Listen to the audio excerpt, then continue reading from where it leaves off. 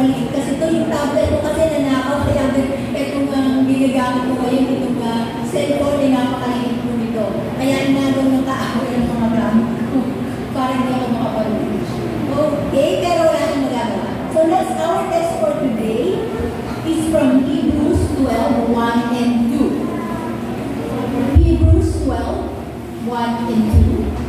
Let me start by reading it in the English version. Therefore, since we are surrounded by such a great cloud of witnesses, let us throw off everything that hinders and the sin that so easily entangles, and let us run with perseverance the race marked out for us. Verse 2. Fixing our eyes on Jesus, the pioneer and perfecter of faith, for the joy that is set before him, he endured the cross, scorning its shame, and sat down at the right hand of the throne of God. This is the word of God. So, kahapon po ay All Saints Day. Ngayon naman po ay On Souls Day. So, ilan po sa inyo dito ang dumalaw na sa inyong mga mahal sa buhay? Meron po ba dito kayo magkasalan? Hubingan? Amen. Amen. So, ito po yung naging tradition na po natin na lumanalo talaga tayo sa mga puntod ng mga mahal natin sa buhay. Although may mga iba pong mga hindi religion, mga born again Christian din na hindi din sila naniniwala na kailangan pa pumunta sa mga libingan at magtirik ng kandila. Pero sa atin po ginagawa po natin yun, hindi tayo nag-iiba tayo ng religion, ngunit gusto lamang naman natin alalahanin ang mga nabatay na mahal natin sa buhay. So I believe na kayo ay nakapunta na sa mga puntod. And also, nakadalaw din si Ate Brenda kayo sa puntod sa Pangasinan at nakadalaw din po ako. Ginawa po ng Lord yun after 3 years, di ba na nawala si Charlie? Alam ko, last year nandun ako, pinalipat namin yung kanyang earn. Tapos nakadalaw po ako sa kanya and bakit gano'n? Ang 3 years na pero pag tayo ko sa harap ko ng puntod niya, naiiyak pa rin ako. Parang gusto ko siyang kunin sa loob. Palabasin siya doon at sabihin ko, mabuhay ka na ulit. Kasi parang talagang ang hirap po ng mabuhay ng mag-isa. Ang hirap po mabuhay ng malungkot. Pero alam natin, kapag kasama natin si Lord, lagi tayong may dahilan upang maging masaya. Praise the Lord. Hallelujah. So, talking about All Saints Day, pag narinig po natin ang salitang saint, ano po ang unang pumapasok sa isipan natin? Patay.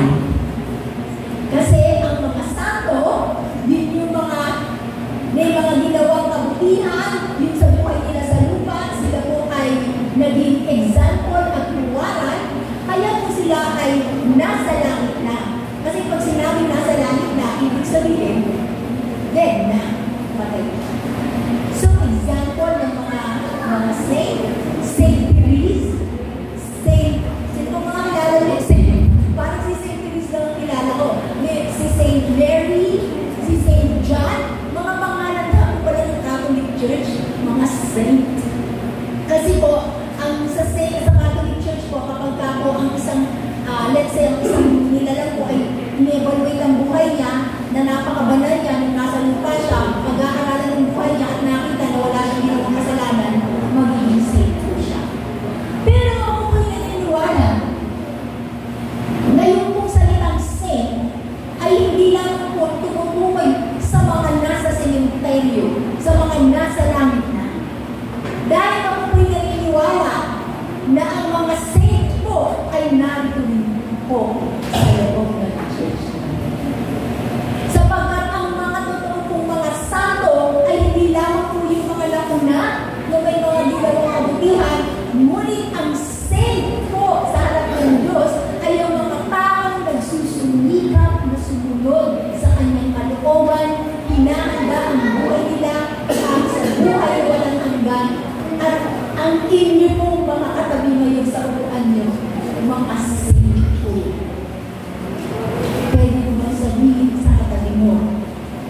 ipapakilala ko sa iyo, Saint Teresa, Saint Noemi. Lagyan niyo kaya ng Saint ang pangalan. Bagay ba?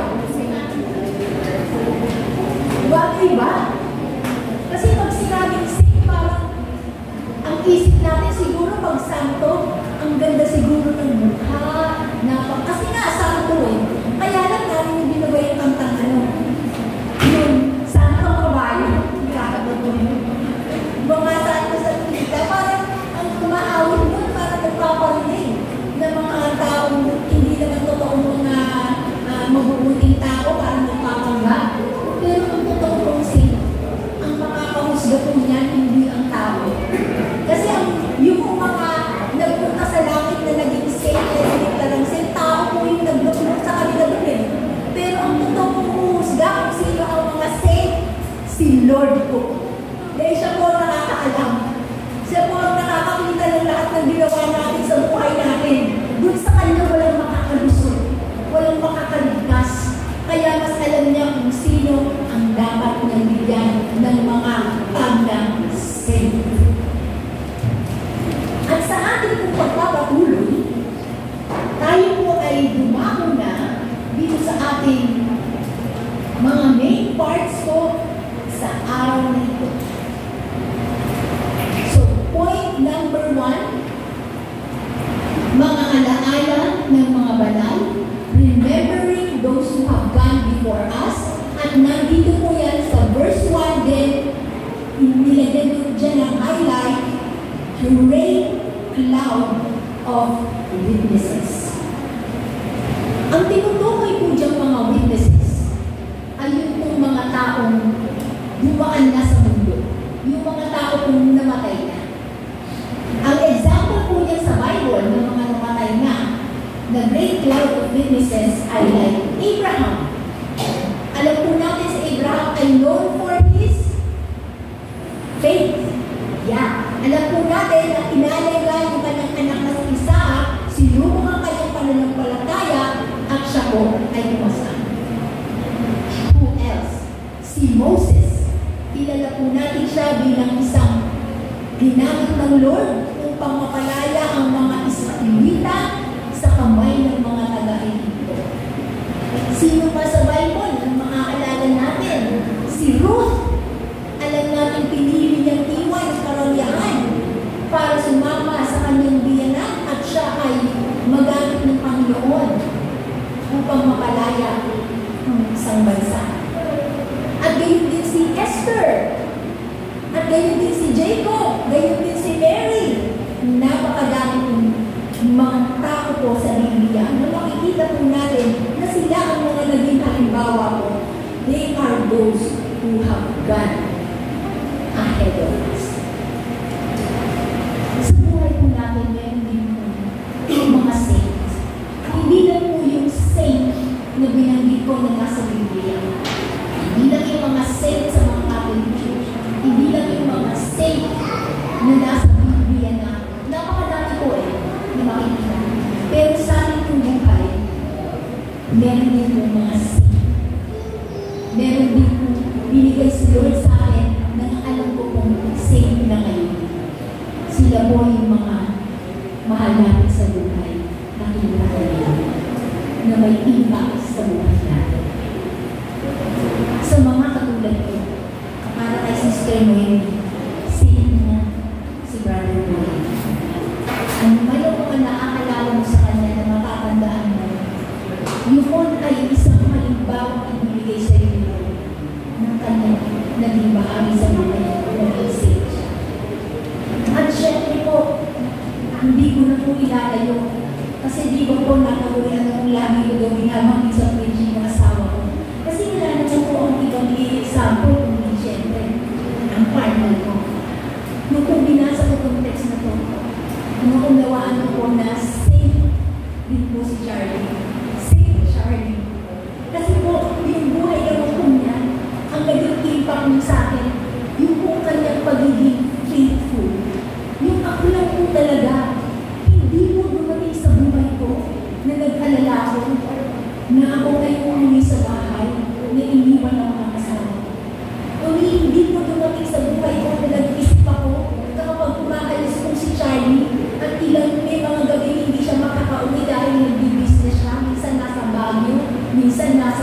together, nakarating na yata siya sa venue. Hindi po ako nagkaroon ng kahit isa pong sabihin na mag-alala na baka may aboy naman siya o na baka may babaan siya. Kasi kung iniwan po niya sa aking mga alaala, alaala po ito ng isang taong tapat, isang taong kapagmahal. Yung kung minahal po niya ako, hindi dahil perfecto ako. Honestly, alam ko narinig ng mga kapitbahay. Pag meron times po na nag-aaway po kami, boses ko lang po yung maririnig nila. Dahil may times po na hindi ko maintindihan ang sarili ko, pero iniintindi pa rin po niya ako. And despite of that, hindi po siya nagbago. Mahal pa rin po niya ako for all the time eh. Kasi pagkatapos na mag-away, mamaya konti, niyayakap na niya ulit ako. Uy, di ba? Ganun pa rin kami na. So, yung inspiration na binigay sa akin po ng husband ko is nakikita ko po yung araw-araw at nararamdaman ko sa buhay ko na inspiration ko na mabuhay ako ng tama, mabuhay ako ng ayon sa kalooban niya, at mahalin ko din yung mga anak ko kung paano kung minahal niya ako at minahal niya ang Panginoon Diyos. You know, honestly, talaga po all the days of my life, ang music sa bahay namin, mahilig ko siya magpatulog. Yung Christian music po, lagi ko tumutunog yan. Basta nasa bahay ko siya, the music plays. The Christian song plays. At napakaganda po ng mga songs, Christian song, na kanya pong pinapakita. So, sige po, alam ko lang po tayo sa buhay mga kaibigan na nauna na. Nandun na sa langit. Daddy ko, mami ko, nandun na rin. Saint na rin. I know ang legacy na iniwan ko sa akin ni Daddy ang generosity. Kasi si Daddy ko talagang hindi ko siya naging mayaman in a sense na sa dami ng mga lumalapit sa kanya, umuutang sa kanya, nangyayari ng tulong sa kanya, hindi mo siya marunong mag-say ng no. Dahil sabi niya, ang kayamanan daw niya, hindi daw niya sa lupa, hindi sa langit. Kaya nga, sabi ng mga kapatid ko, kung ang lahat ng mga may utang sa papa mo, magbabayad, ay makakapagpatayo ka na ng napakagandang bahay. The Lord billions. Pero, ako po naniniwala na ginawa na aktibidad dahil the gift of generosity, yun po ang maaalala ko sa kanya. Dahil yung mga natulungan po niya pag makikita ko, this is a product of ng mga natulungan niya, mga napag-aral niya, mga nagsisimula pa lang sa buhay na natulungan sa business. Ganun din po si Mami. At yun din po sa sandali nito, pwede niyo maalala yung mga taong nauna sa inyo, nauna sa atin, at ang mga memories at ang mga iniwan nila sa atin na likas. Sapagkat yun ang hindi sa ating mga. They are always there. Palagi silang nandito. Hindi sila malayo. Kasi ang mga iniwan nila sa ating memories, they make us working hard right now. Kung ano tayo ngayon, bahagi sila mabuhay. Amen. Tingnan niyo po yung katabi ng simba. Isipan pa, tumawa para marin. Okay. So, ngayon po, ang isinasakal dito is yung mga nagpakita sa atin ng mga mabubuting halimbawa ng mga santo at santa, gusto din nila ipas the baton. Alam niyo po yung pagmatapos yung isa na hawakan nila yung baton na to, ipapasa mo sa kabila.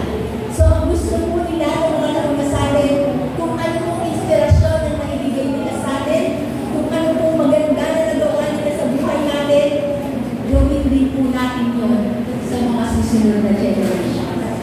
Dahil pagdating po ng time, tayo naman ang pag-uusapan. Tayo naman kapag tayo ay kinuha na ni Lord, sila naman ang magsasalita. Ano ba ang nag-impact natin sa buhay nila? So ngayon pa lamang po ay pwede na natin simulan yun. Nagawin natin maganda ang impact natin sa mga tao na bahagi ng buhay natin. So when we are gone to, may maiiwan tayo sa kanilang maganda. Amen po ba? Praise God.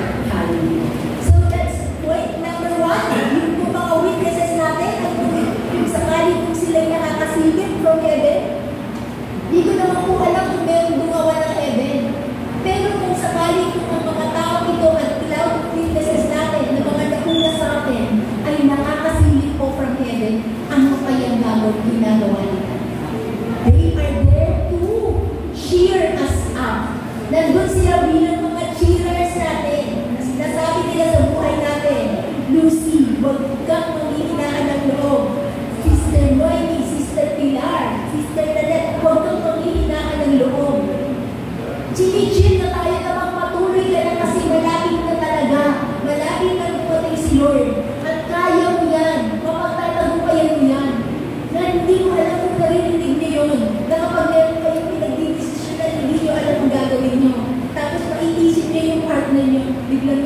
pumapasok na kaisipan sa inyo, tapos magagawa niyo yung tama.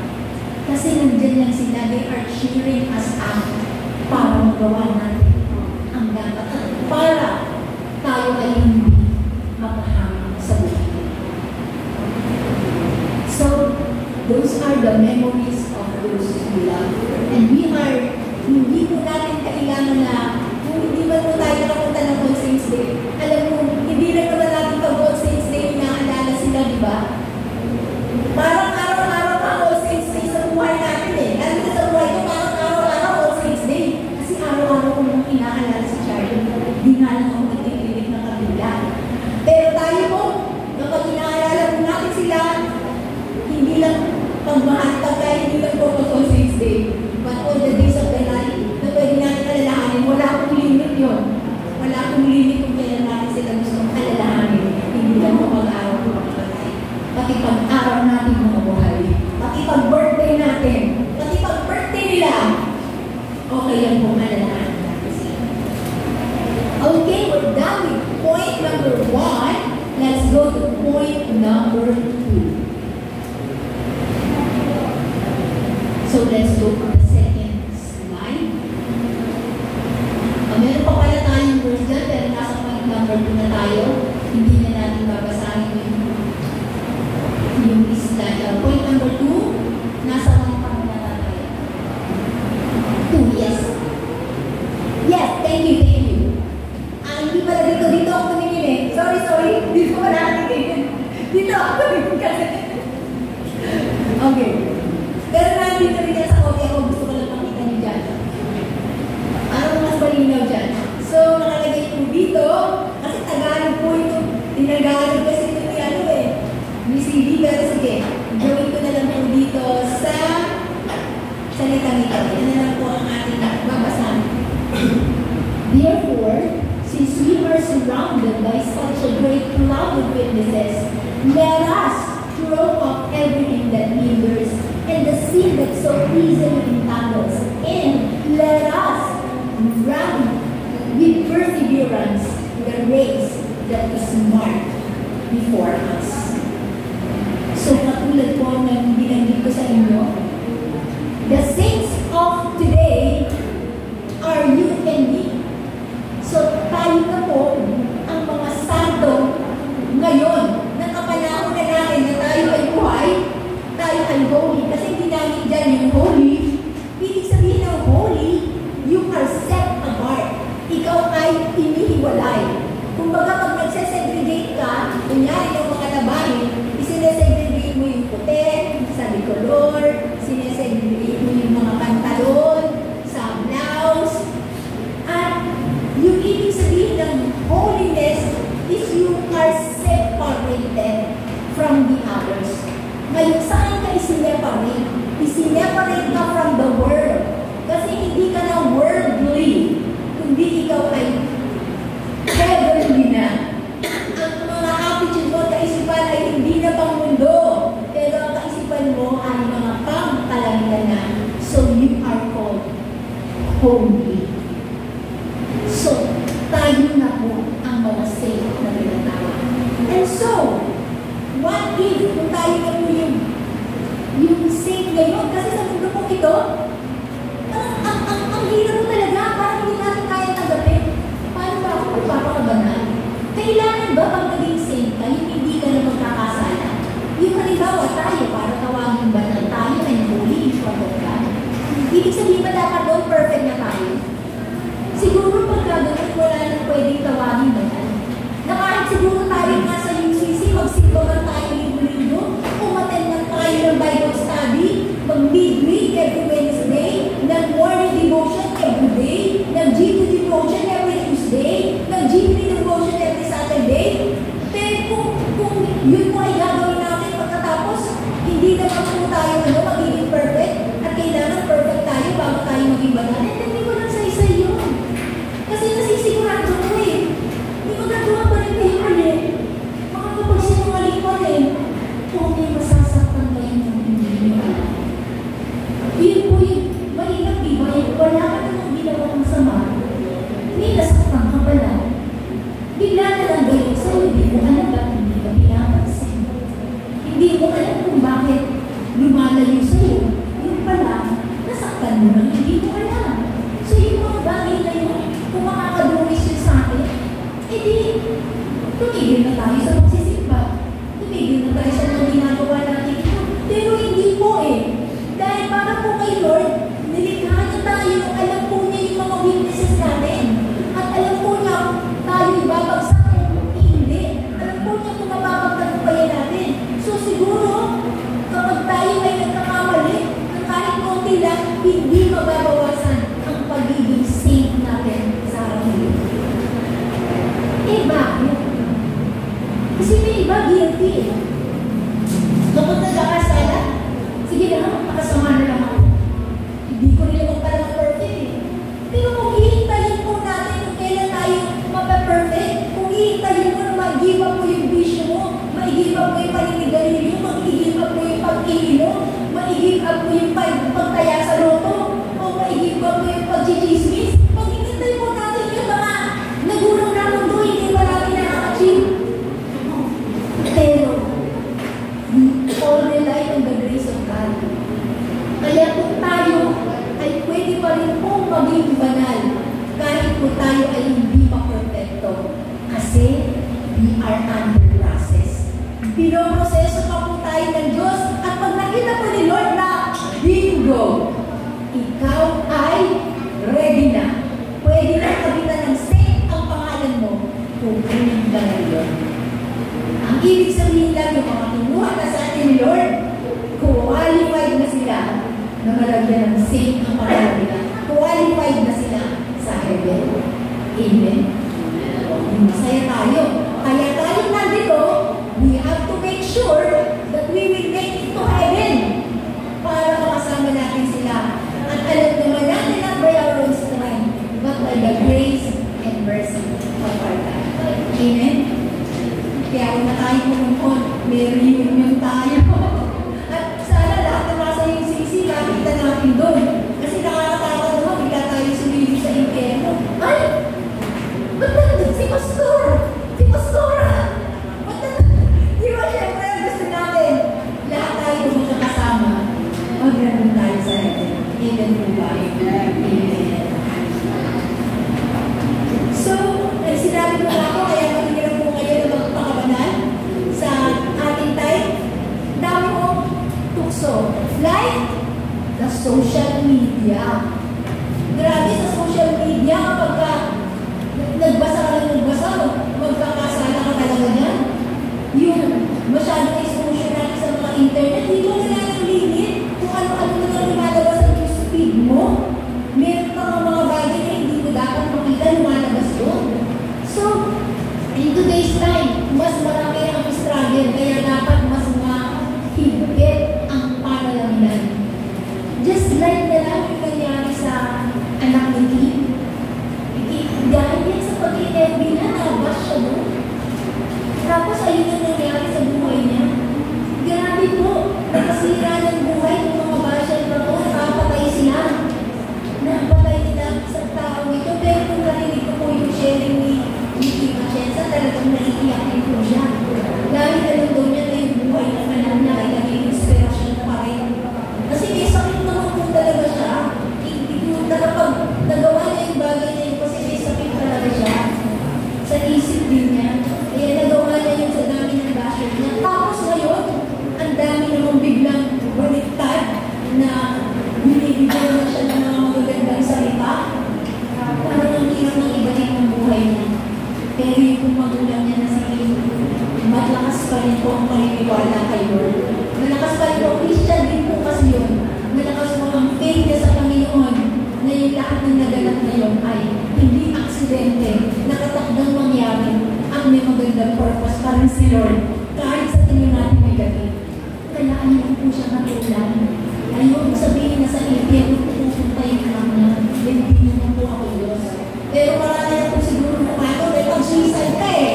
Nakamatay ka eh. Magpunta ka ba sa langit, kinuha mo yung buhay na hindi naman ikaw ang nagigay. Pero for now, tahimik po muna ako. Ayaw kong sabihin sa inyo kung saan siya napunta dahil hindi ko nakita. Saka, it's for God to decide, not us. Pero yung lessons na tutunan po natin, naku,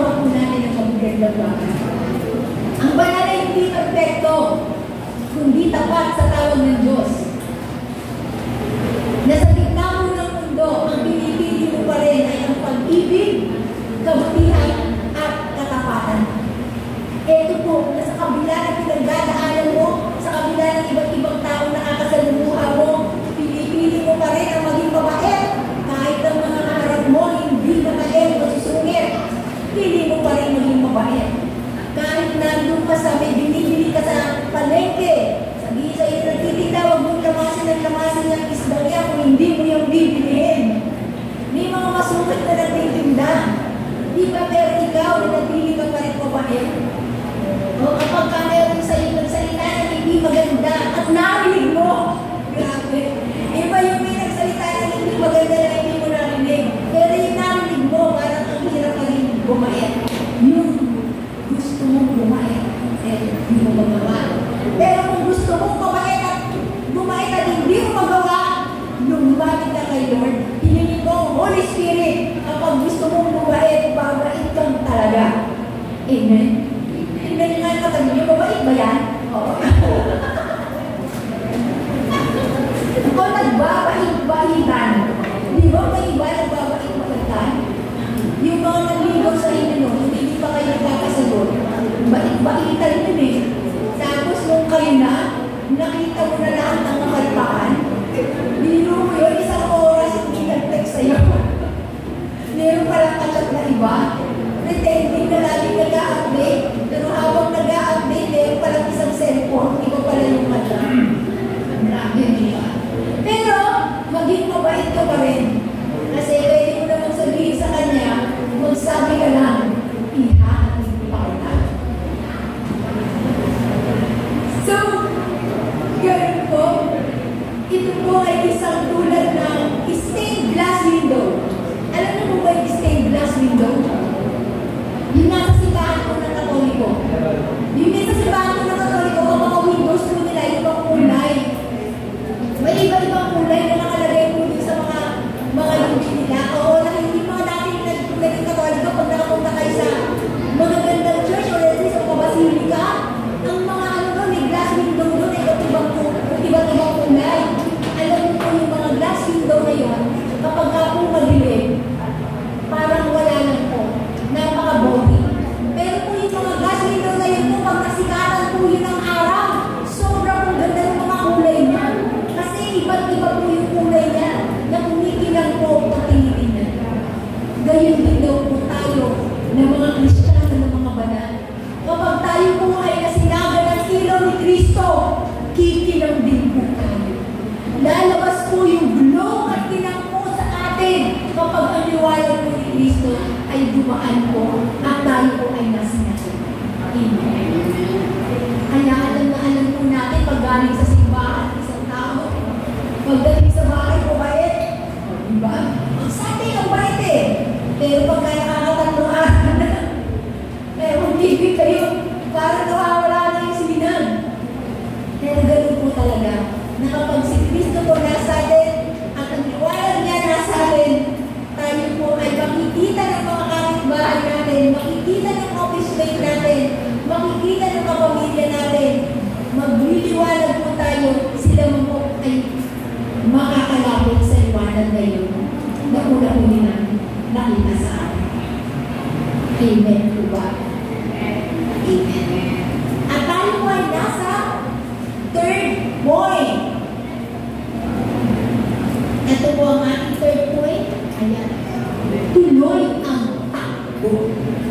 Therefore, since we are surrounded by such a great cloud of witnesses, let us throw off everything that hinders and the sin that so easily entangles, and let us run with perseverance the race marked before us. So, bilang mga saints and mga santo, ang hinihingi sa atin dito ay tumakbo tayo ng may katatagan. Hindi po ang contest dito ay kung sinong unang makakatapos.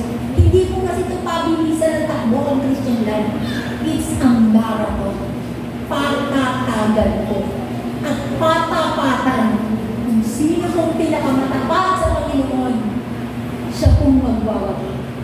Kung sino pong mananatili kay Lord, siya po ang mag-i-inherit ng life. He who is faithful until the end, inherit eternal life. Kasi hindi po madali, marami na po ang nawala sa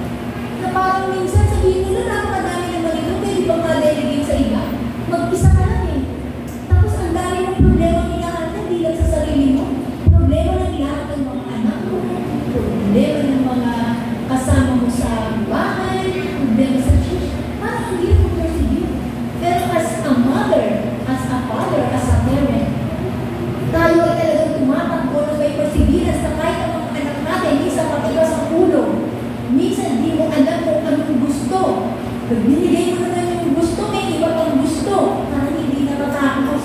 Kaya minsan, maalala na nasa buhay mo. Ikaw na ang maghanap. Ikaw na ang kumuha ng gusto mo. Parang pinapakita sa atin na kung ano man kinalalagyan natin ngayon, dapat tayong magpatuloy at huwag bumi-out.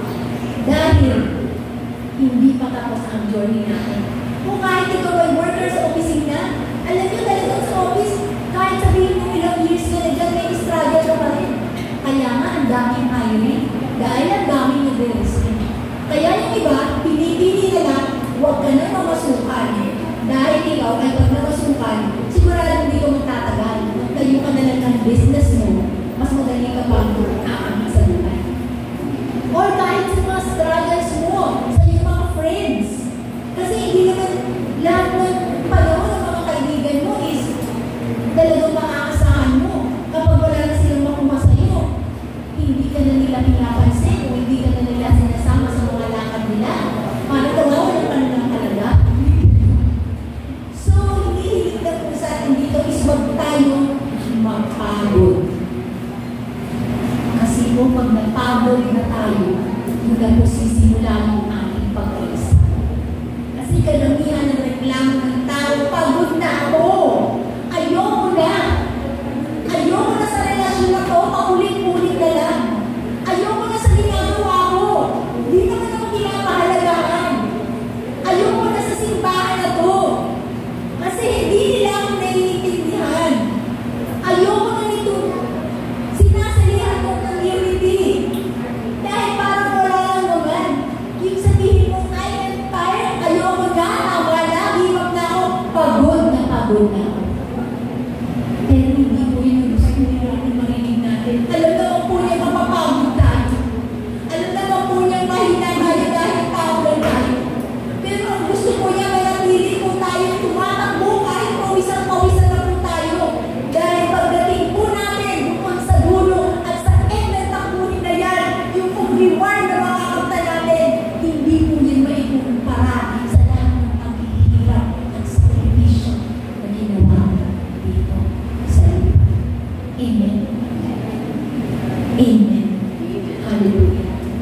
So makikita po natin na ngayon po All Saints Day, ang message sa atin po ng Panginoon. Alalahanin po natin ang mga nauna sa atin at ang mga inspirasyon na naibigay nila sa atin sa buhay na ito. At ang ikalawa, tayo mismo ang mga saints at mga santo na kayo ay dapat maging example sa mga nasa kapaligiran natin. At ang ikatlo, kailangan po natin na mag-persevere. Kailangan po natin na manatili po sa takbuhin sapagkat ang mga santo po ay wala po sa sementeryo at wala po sa langit. Mga santo po ngayon at dito po sa loob ng UCC, buhay, hindi patay. The saints that are alive, you and me. Let us live for Christ. Amen. Thank you and have a blessed Sunday, everyone. Let's go on our facilitator, Jacobisa Elmi.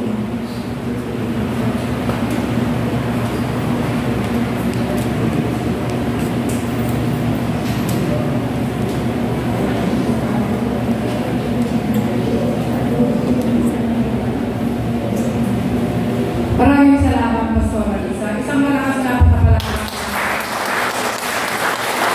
Ngayon po, kasamahan po tayo ng ating pong muling kapunan po sa Tasena. At tinatawagan po kayo ng ating pong Pastor Alisa, ang ating pong Diakonisa Janet, ang ating Diakonisa Salome, at ang inyong pong Diakon.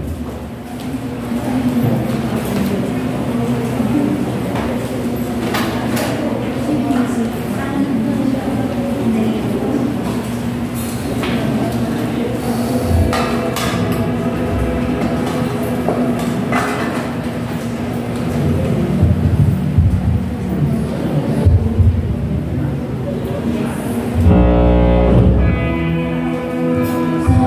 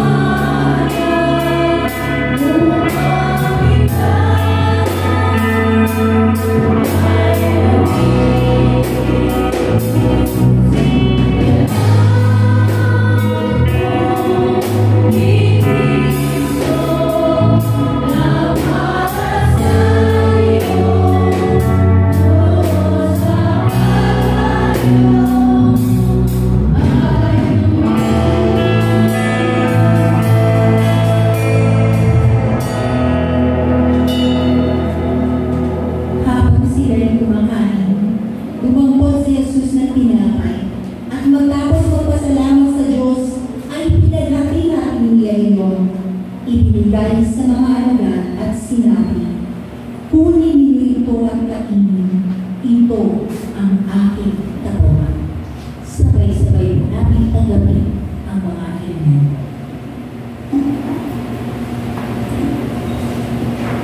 At ngayon naman po ay taas natin ang putinta.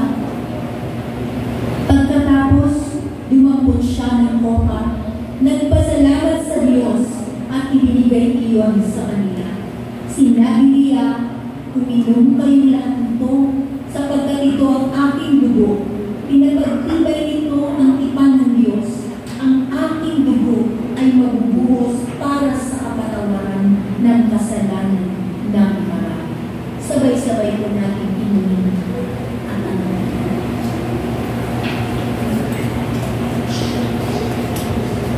Yes, Lord, salamat po sa iyong katawan at dugo na aming tinanggap. At patuloy po namin